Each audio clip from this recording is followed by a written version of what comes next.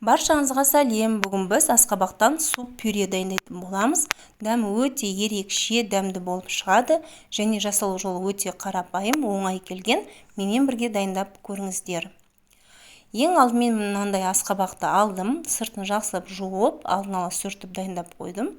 Енді өзіме ыңғайлы етіп ортасынан бөліп, сыртын, ішін жақсылап тазалап аламыз. Достар, менің каналыма тіркелуді, лайк қоюды, қоңырауша белгісін басуды ұмытпаңыздар. Алдыда шығатын видеоны бірінші болып көре аласыздар. Және менің каналымда көптеген рецепттердің түрлері бар, оңай дайындалатын, қарапайым дайындалатын, соларды көріп жасасаңыздар болады. Асқабақтың мынандай жаман жерлерін, жасылдарын толығымен кесіп алып тастаймыз. Және асқабақ көптеген емдерге пайдалы және витаминге толы болып келген. Дәндерін, сыртындағы жасыл келген, менде жасыл жерлерін барлығын кесіп алып тастадым.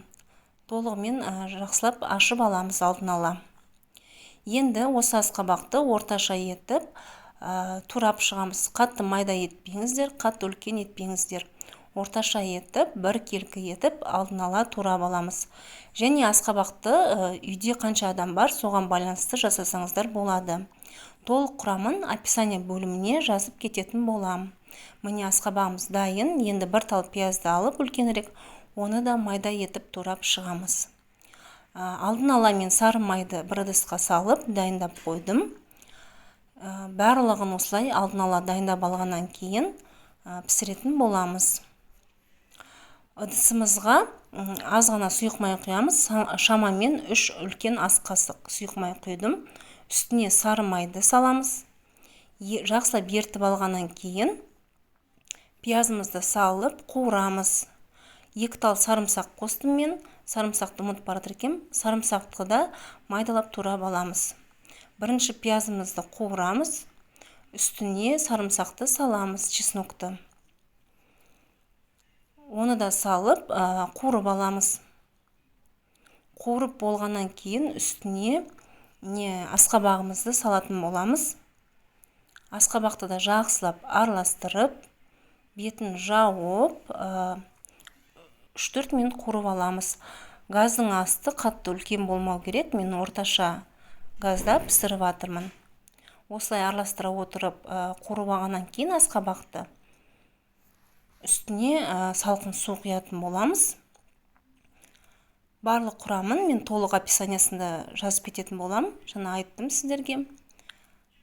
Суды қайнатып, қайнағанша бетін жауып қоямыз. Қайнағаннан кейін дәміне қарай тұз қосамыз. Беті кішкене көбіктенді. Кішкене көбігін алып тастадым мен. Енді 25-30 минуттай қайнатамыз. Негізі 20 минуттай жеткілікті, мен бірақ 25-30 минуттай қайнаттым. Ортасында ашып көрсеңіздер болады, асқабақ жұмсарғанын көресіздер. Міне, біздің асқабағымыз дайын. Енді осыны алып, артық суын төкпейміз, бір ыдысқа құйып аламыз. Себебі бізге қазір қажет болады. Барлық суды осылай құйып алдым. Енді осыны блендердің көмегімен жақсылап қазір езіп алатын боламыз. Бір келкі масса жасап аламыз. Асқабағымызды міне енді кішкене қою болып қалды. Осының үстіне жаңағы судан аз ғана қосамыз. Сорпасынан. Және мен қолдың сүтінен кішкене құйдым. Енді жақсылап араластырып аламыз. Өте қою немесе сұйық болмау керек орташада. Міне біздің тамағымыз дайын. Енді тарелкаға салып ұсынуға болады. Негізінде асқабақтың пайдасы өте зор. Жасап көріңіздер.